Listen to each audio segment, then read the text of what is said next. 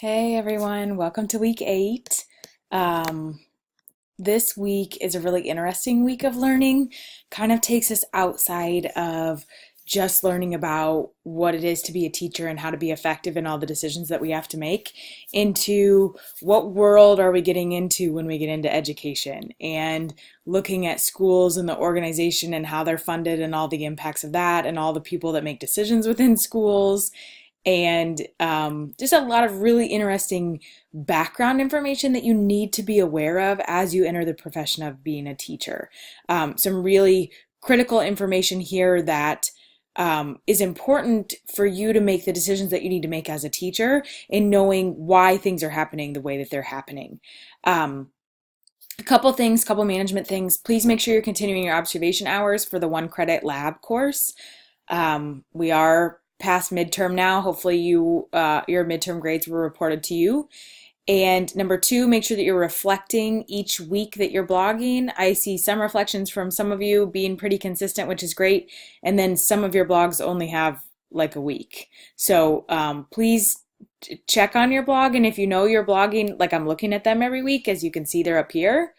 And I know I've said don't feel like you have to observe every single week, but some of you haven't posted since like September 9th. So just please stay on top of your lab hours. That's a credit that you either get or don't get. It's a pass or fail course for having your observation hours done and your reflections on your blog. So I'm just touching base with you, making sure that you're keeping that at the front of your mind. Okay, I think that's it management wise.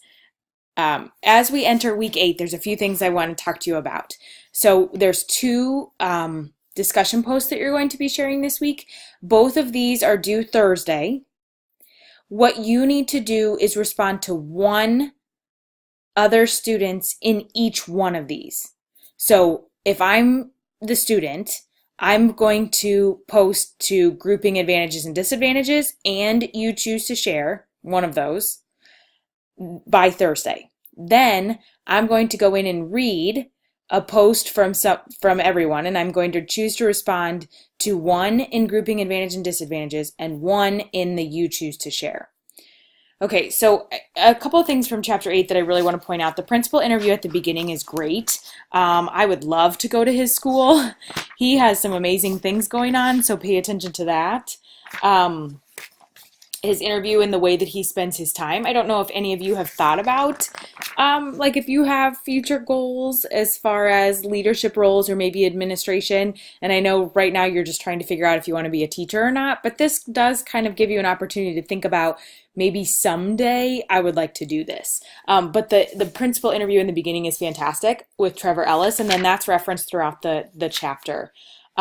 Especially the last question, what advice do you have for those who are studying to become teachers? That's fantastic. Make sure you read that one. And he talks a lot about hiring teachers, which is important for you to know what principals look for when they're hiring teachers.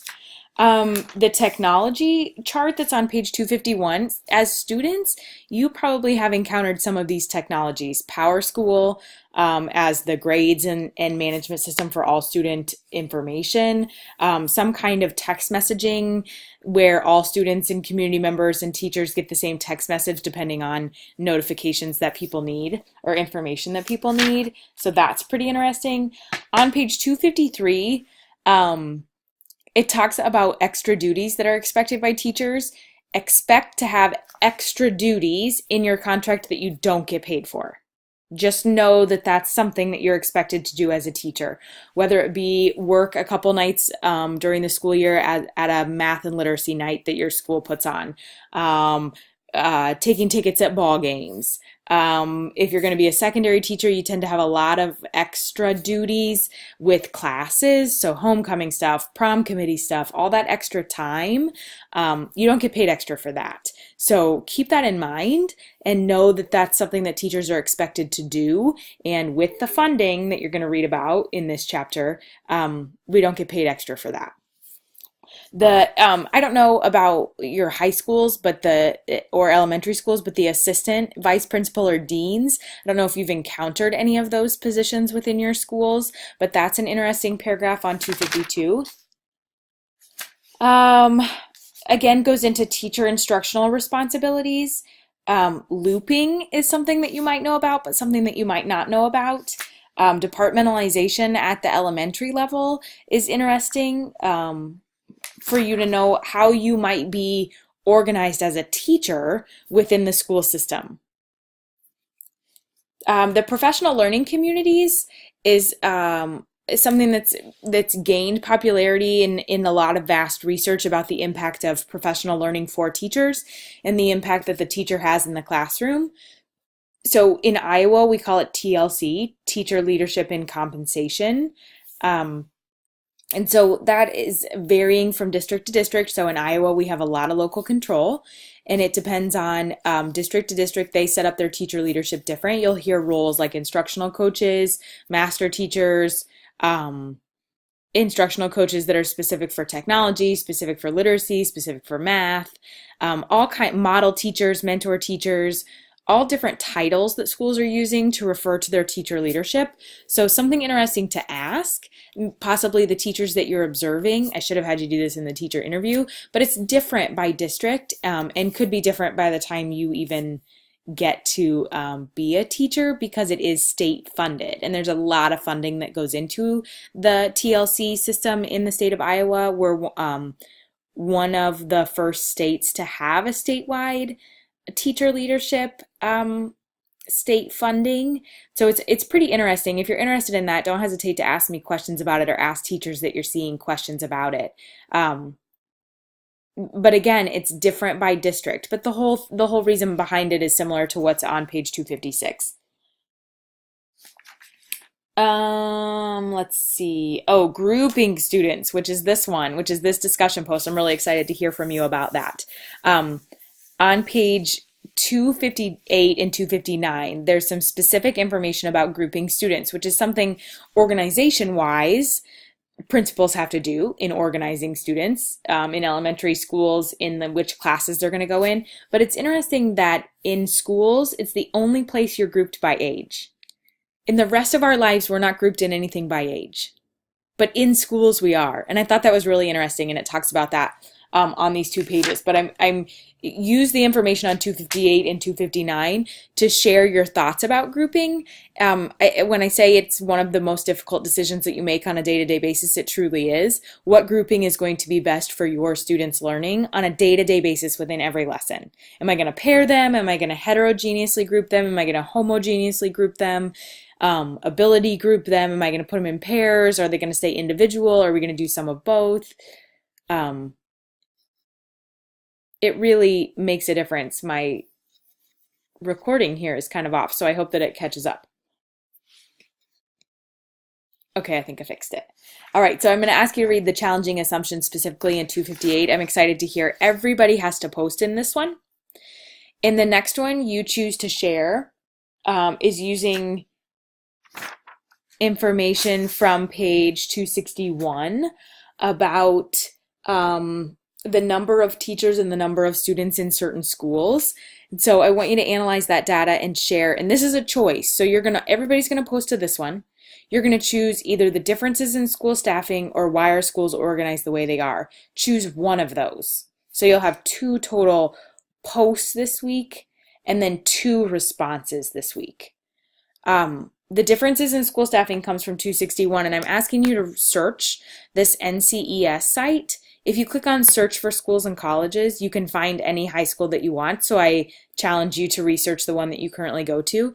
And then I challenge you to research a school that you want, that you maybe want to teach in. So I'm just going to pick, I'm going to pick Waukee, just to kind of show you where you can go and navigate this.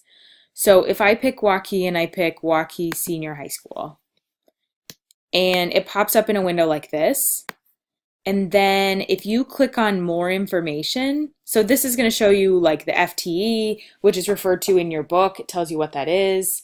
Full-time equivalent teachers, the student to teacher ratio, the locale, suburb, what it is, ratio compared to national, the race and ethnicity by grade. If you click on more information, it gives you a little bit more as far as total students, how many classroom teachers, tells you if they're a Title I school, which Title I usually goes along with free and reduced type stuff. Tells you the free lunch eligible and the reduced price lunch eligible. These would be number of students, I believe. I haven't found anything that shows that it's percentages. I believe those are numbers of students from reading into this. If you find something different, let me know. So this is for that option, the differences in school staffing, and you also need to look on page 261. The why are schools organized the way they are comes specifically from the quote on page 284.